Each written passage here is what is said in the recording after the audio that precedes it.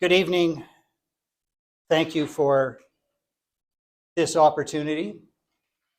Opportunity, in fact, is my theme, my message this evening. Opportunity is the word which I find best describes the current state of the municipality of Jasper.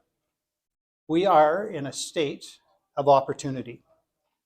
This evening is an opportunity to reflect a bit, to assess, to reframe, and to advance. And an opportunity also to address head-on what might be presumed to be the elephant in the room, transit. Transit is not, I think, the issue. Transit is simply the current battlefield of a larger issue of approach, of trust, and of relationships. From my perspective, the community generally is supportive of transit. There are undeniably some voices saying, no, not now, not ever. But others see the benefits of easing congestion, increasing social equity, supporting the vulnerable, narrowing the gap between real wages and a living wage, improving the environment, enhancing the visitor experience, bolstering business, and driving economic activity. Even the initiator of the petition, shared on your platform, states, I am supportive of the development of the Jasper Transit Service and the benefits it offers to our community. I agree. I think the community agrees. Transit presents a significant opportunity. It has such great potential. It brings to mind, to me at least, a quote from Warren Buffett, the Oracle of Omaha. Someone is sitting in the shade today because someone planted a tree a long time ago. Transit is in its infancy, a seedling, a sapling. It will need to take root, to become sturdy, to grow branches, to provide shade. But we are confident that it will. The concerns, it seems, is that the municipality has rushed, that we haven't conducted the necessary research, that zero-emission buses are unproven, unreliable technology, particularly in our winter environment, that it's too costly, that recent capital projects have spiraled out of control, that we are already in a financially precarious position and that we don't have the financial capacity to afford transit. It's ironic that council and the municipality are accused of rushing. The typical complaint directed at governments everywhere is that it never moves fast enough.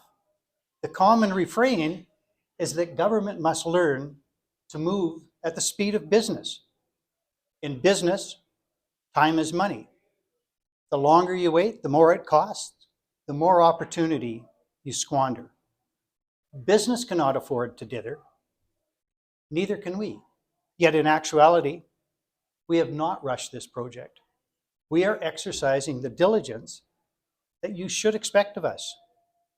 We have secured federal grant funding to cover the majority of capital costs if we proceed. That $5 million grant, however, has a shelf life. It must be used by the end of 2025. So we can't dither. We need, and the community is absolutely entitled to, actionable information, including a market valuation of potential costs. So we've issued a request for proposals, which closes Friday, to better confirm those costs. That is the exercise of diligence, council enabling itself to make a more informed decision. We recognize that there is a community desire to have us demonstrate continued diligence and transparency. We agree, and we are so committed. Similarly, we're aware of e-bus issues impacting other communities. We recognize, though, that the state and the fate of one manufacturer is not indicative of the state of the industry any more than two shuttered businesses on Connaught are indicative of the state of our local economy or of our local tourism industry. And interestingly, earlier this week, BC Transit announced that it had ordered 66 e-buses from two pre-qualified suppliers to support transit in 9 different communities throughout BC. If Council chooses to proceed, it will continue to exercise care and diligence in the selection process. Decisions, of course, will be made in the public forum. Importantly, a decision to proceed has not yet been made. When that time comes, cost will be a critical factor. But despite statements circulating currently to the contrary, our current financial position is not a limiting factor. It is not precarious. Our recent capital projects have not spiraled out of control. Activity center renovations, costs increased before Council committed to a budget. Since then, the project has continued on time and within budget. The recent projects to upgrade the wastewater treatment plant and to install services along Connaught to support new housing were not subject to any spiraling costs. In fact, the Connaught servicing project came in about $1 million under budget. Nothing has spiraled. No project is or was out of control. Now, perhaps I may be perceived as biased. So don't take my word for it. Listen instead to our auditor. Last week, as legislation requires, Council received its annual audited financial statements delivered by an independent accounting firm. I took the opportunity then to ask the auditor, who had complete access to all of our records, journals, and accounts, whether he had found any evidence whatsoever to suggest any recent capital projects had spiraled out of control. He confirmed that he had not. I asked about our financial position, whether it could be fairly described as precarious. Here are his numbers. We have net tangible capital assets valued at $75 million. Our accumulated surplus is $80 million. Our debt limit currently sits at about $37 million. Current debt stands at about $24.5 million, leaving approximately $12.5 million of unused debt capacity. Our debt servicing limit is about $6 million. Current debt servicing stands at about $2 million, leaving $4.1 million in unused annual debt servicing capacity. We have unrestricted and restricted reserves totaling about $12 million. On that basis, and according to our independent auditor, the municipality cannot fairly be described as being in a precarious financial situation. Instead, we're in good shape. I am, of course, paraphrasing the comments of our auditor. You are welcome, of course, to watch and listen to that exchange yourselves at your convenience by accessing the link to our YouTube channel found on our website. In fairness, though, if we had to borrow another $12 million to construct affordable housing, for example, we would certainly be pushing hard against our debt limit. That is why we continue to seek private investors and other grant funding for housing, and why we were so disappointed to be shut out from 2 applications to the Federal Rapid Housing Initiative, and were excluded from even applying for the Housing Accelerator Fund. Returning, though, to the transit facility, if projections are accurate, we may need to borrow approximately $726,000 to complete the construction and acquire buses. That is well within our debt limit and our debt servicing capacity. And yes, if we proceed, there will be continuing operational costs, but we incur those costs regardless. And if we own the assets, those costs will be reduced. So that's transit, an unfolding, exciting opportunity. I leave this subject by saying that I understand how concerned people with good intentions can get innocently misdirected. A provincial web page to which we have been referred appears to document capital project spending in Jasper of $2.3 billion. That is certainly not us. We speculate that what the province calls Jasper is actually ID9, an area entirely within Jasper National Park and also entirely within provincial responsibility. That spending likely relates to the Trans Mountain Pipeline. It's little wonder that our residents are concerned and perhaps confused.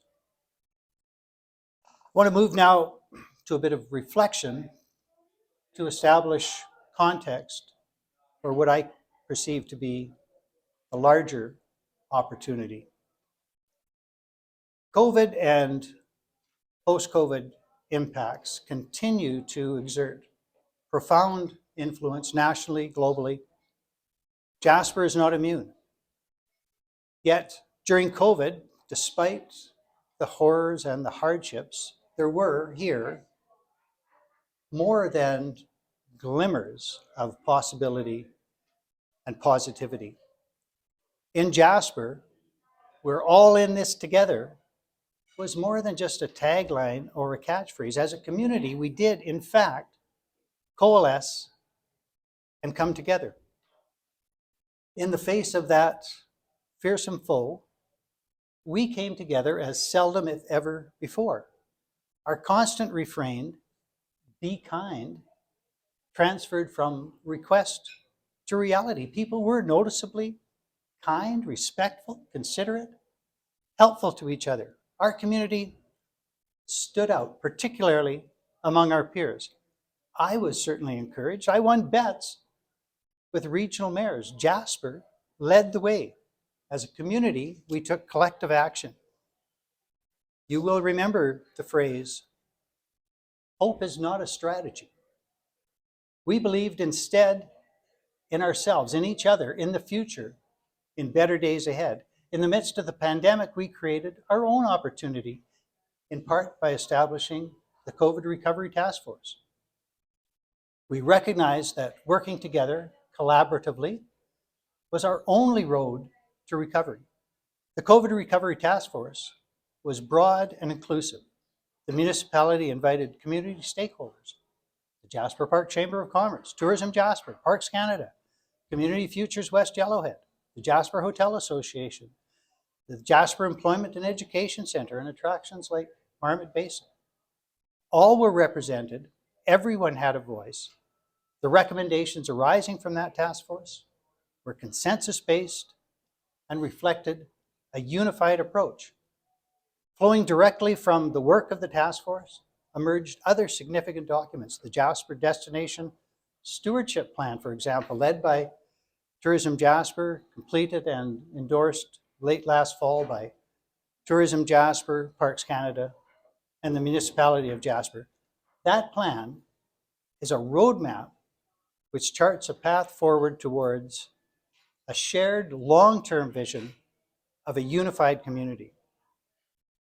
The Recovery Task Force was also the incubator of the Jasper Labour Market Study, another pivotal report presented to Council last November, shepherded by the Jasper Employment and Education Centre in partnership with the Municipality, Community Futures, the Chamber of Commerce, Parks Canada, Tourism Jasper, and the Government of Alberta. The task force recommended approval of a permanent patio program, and after further collaborative work by an engaged working group, here we are. Patios are approved and continue to provide so much economic lifeblood and community vibrancy. The task force recommended the implementation of paid parking. Here we are, contributing $1.3 million to municipal revenue last year and free to residents. The task force recommended the development of a transportation plan.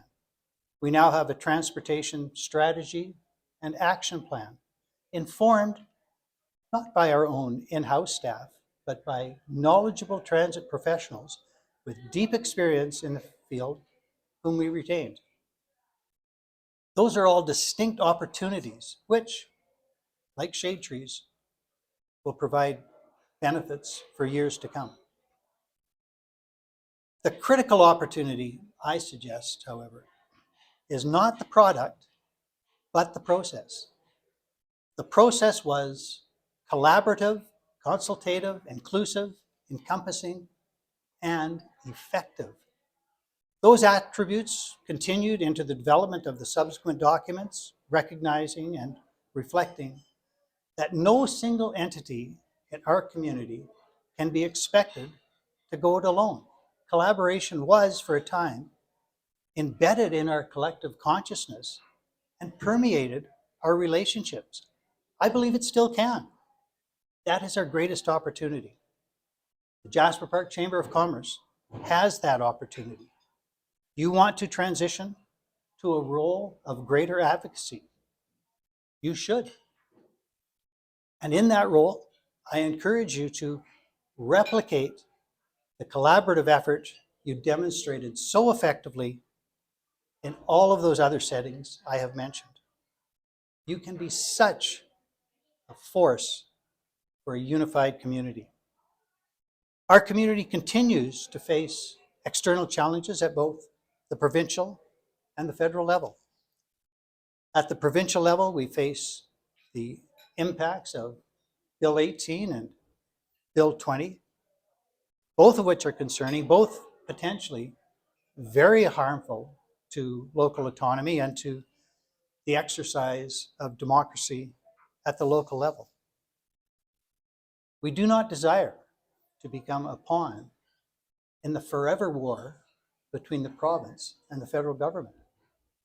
Political parties, the ability of cabinet to dismiss locally elected officials and to overturn municipal bylaws, are threats to the local governance we fought so hard to achieve in Jasper. We are still attempting to convince the provincial government to designate our community and others as tourism-based communities and to create a mechanism for funding to offset the cost to municipal taxpayers of providing infrastructure and services to a large and growing visitor population. For Jasper, that's about 32% of our current spending. On all those fronts, we will need allies and advocates. We're also still negotiating with Parks Canada for the transfer of jurisdiction over land use planning and development.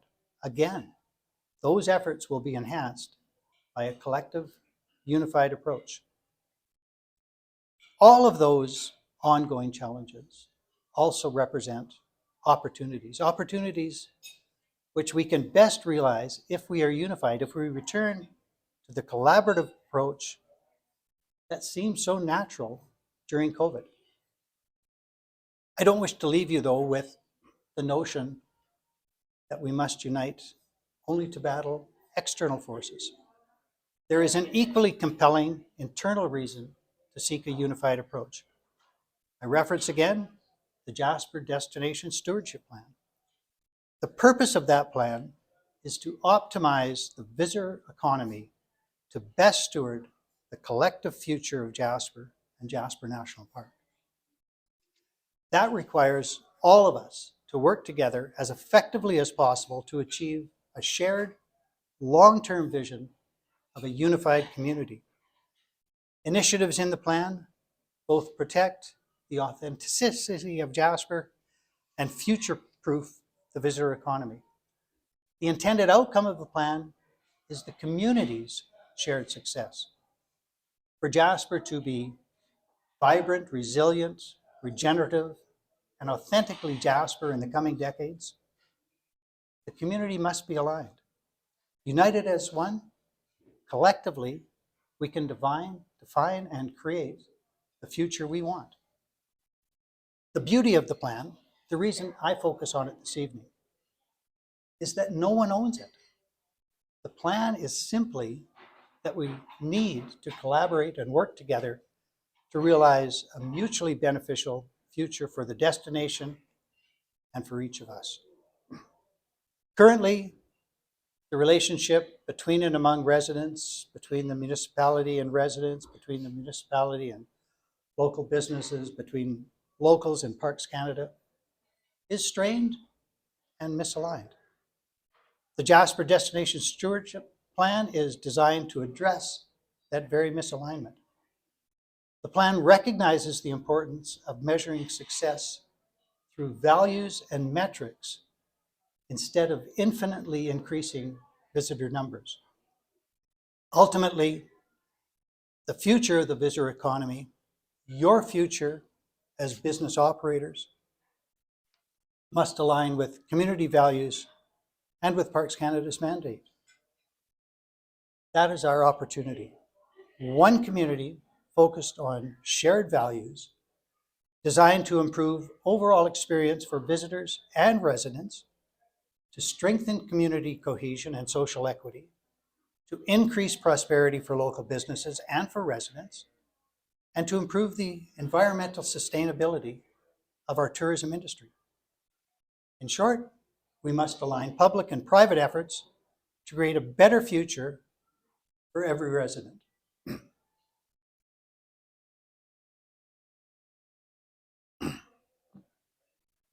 Too Pollyanna? Too irrepressibly optimistic? I think not. I'll explain. When I first ran for elected office, the relationships between the various sectors in the community were much more strained and misaligned than today. They were, in fact, deeply confrontational and decidedly adversarial. If I ran on a platform at all, it was simply to repair those relationships. Although it took 12 years, through a shift in approach, we united as a community and finally achieved the goal we had been chasing for decades. My commitment to non-adversarial, collaborative relationships has not wavered. And recently, I was so impressed to witness another, certainly more dynamic, more influential, more eloquent individual than I speak to my preferred approach. Recall James Jackson speaking at the February NETMA. He rekindled my optimism. He remarked that he had come to the realization that this community has a superpower. That superpower, he said, is the ability to collaborate. James was well positioned to make that observation. He was an integral part of that collaboration. I agree with his assessment, though I acknowledge I could not have stated it so concisely and so brilliantly. But you can ignore him. Ignore me. But believe in that. Believe in James. Believe in yourselves. We are in a state of opportunity. So put on your capes. Advocate. Advocate for community. Advocate, collaborate, unificate. Exercise your superpower. Opportunity awaits for us all. Thank you.